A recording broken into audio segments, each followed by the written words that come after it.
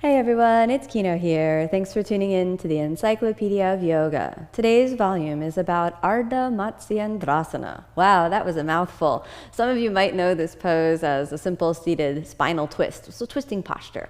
Let's work on the pronunciation. This is the pose that's dedicated to the sage known as Matsyendranath. So we'll break it down and repeat after me. Ardha, which means half. Ardha, again, which means half. Matsyendranath, which is the sage that this is dedicated to. Try to say that again, don't be afraid. Matsyendranath, and asana. Asana. Asana is probably the easiest word, and now we'll try to say that all together. Ardha Matsyendrasana. One more time. Ardha Matsyendrasana. Lucky for you, the pose is easier than the name of what it's called. So this seated spinal twist brings you into the center of the body and helps you access the deep space of the pelvic bowl. So we're going to start off with understanding the dynamics of the foundation of the pose. In the twisting posture, the hips are your foundation, so you want to avoid twisting from the pelvis and instead empty out the pelvic bowl and twist from the thoracic spine. In this posture, that's very important. You can allow yourself to move the torso side to side, which we'll do as we begin to enter this pose.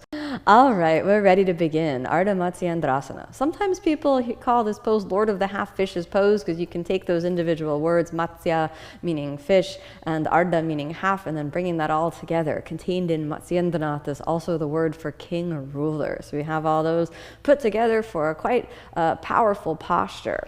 First, to enter the pose on the right side, fold your left knee underneath. Now you want to make sure that your knee feels good. If there's any discomfort in the knee, there's a modification that I'll show you a little bit later. For right now, let's close the knee joint and bring it all the way in. So you'll notice that the knee lines up with the sternum. Then right foot on top. Take a moment and settle your hips in between the open place between your left foot and the left hip. So both sitting bones are on the ground.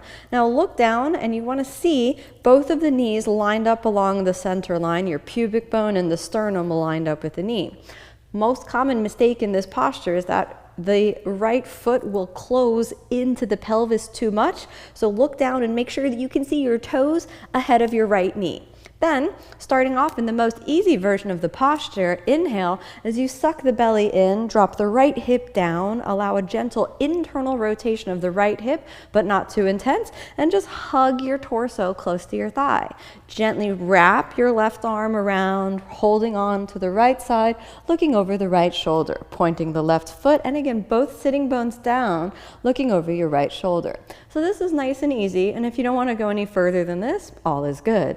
Then slowly suck the belly in, and now begin to lift the rib cage all the way around the right thigh. You can press on the thigh and pivot around. Take your right hand on the ground, drop the left shoulder in front of the right knee, and then reach down. Kind of hook the shoulder under, spinning the armpit up. Then grab the foot by spinning the armpit down. If you can't reach your foot, you can hold onto the knee or leave your hand on the ground. The full version of the pose in its full completion will have a bind around the foot, a relatively firm bind. From here, lift your chest up, keep your left shoulder down, lifting the chest up, reaching around. Now, second option is simply to leave your right hand behind you, looking over the right shoulder. However, if you feel comfortable, you're stable in the pose.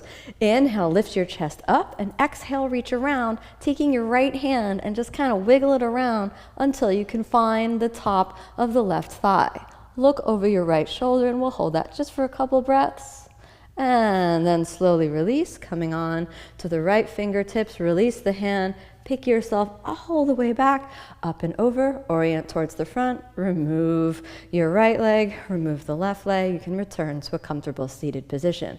So that's a real deep twisting pose, and what can sometimes happen is that you feel an intense pressure, particularly around the thigh that you're twisting around. If you feel a sharp pain, like an obstacle in your hip joint, you want to back off of the pose and not really proceed further. However, if you simply feel kind of burning sensations around the muscles of the inner thigh or even around the back and the shoulders, as long as it's not located in the joint capsule, you should be all right. Never push too hard. All right, let's just release the body. So if you want to come onto your hands the knees, and just like an easy one, let's step back to plank. Exhale, chaturanga. Inhale, easy upward facing. Exhale, easy downward facing. Step forward with your right foot, your left foot, and come on to seated. Stretch your legs out in front, and we're going to prepare for the left side. Okay, now close the right knee joint, drop it to the side, pick up the left foot and the left knee and glide it in. Start off with this alignment so that the right knee starts to spiral in.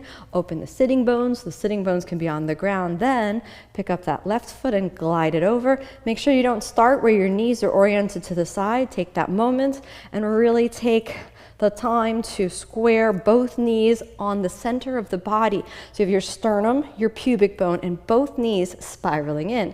Remember the foot alignment. Don't pull the foot too far back. Don't leave it too far forward. Let there be just a little bit of a bind, a little bit of kind of traction between the bottom of the right thigh and the bottom of the left shin bone.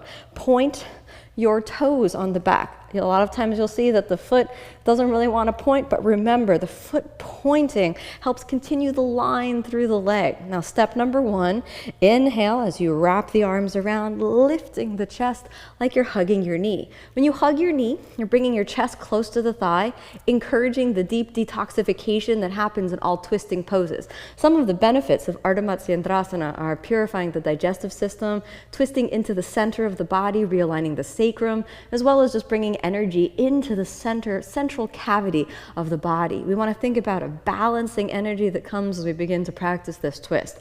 Then check in with yourself.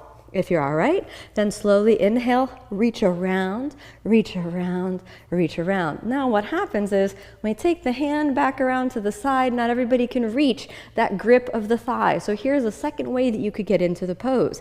Instead of reaching for this first, lean around, just leaving a loose bind around your thigh, and then slowly reach around until you can find hold of your thigh. Even if your hip comes up a little bit, just calmly settle the hip down and then reach around. So this may be useful if you have a hard time finding your way fully into the pose. So remember, you can still get into the posture by reaching around, starting here, holding the knee, holding the foot. This is the more traditional entry. Spiraling the shoulder forward and down, bring you a little deeper into the pose. Then inhale, and as you exhale, reaching around. Look over the left shoulder and hang out for a couple breaths. Very important that you keep the belly sucked deeply in, making space and emptiness in the pelvis. Activate your legs. Don't just flop the legs down. Activate the legs. Lift the chest up and over the left thigh. And slowly release. Come on back into the center. For those of you that had a hard time bending that knee, you're just going to straighten it. So this is a way that you can repeat this pose and relieve any burden that may be too stressed on your knee. If you're having a knee injury or something like that, you can simply cross the foot over, leaving a relatively big space. And then in this version of the posture, I would keep it relatively simple and just work on bringing your chest close to your thigh and twisting along the center line. Don't worry about binding your hands. Come on back to the center. Nice and easy, we take that over and let's just nice and easy step back, plank down, chaturanga, inhale, upward facing, exhale, downward facing. Step forward, right foot, left foot, and let's come on to seated. All right, that was Ardha Matsyendrasana. So which was easier for you, saying the pose or doing the pose? Maybe they were both equally hard. Remember that yoga is a journey into the center of yourself. Never judge yourself by the success or failure of your body to make a shape. We're interested in the journey. So regardless of what shape your body is able to make, dive down into the inner experience and tune into the power of the ancient tradition of yoga, which is really what this pose represents. Whenever you have a posture named after a great sage of India's historic past like Matsyendranath, you're aligning yourself with the spiritual tradition of yoga, thinking that really the quest of yoga is as eternal as the quest of humanity's search for meaning and has been as eternal as the human spirit. So aligning yourself with the spiritual intention of the practice lightens the load that you may place on yourself, the burden that you may place on yourself to twist your body into certain shapes. Remember that as you're working this deep spinal twist. Tune into the purification benefits, which are always in place no matter how deeply you get into the pose. Keep the seed of inspiration to practice every day. Thanks so much for tuning in. Namaste.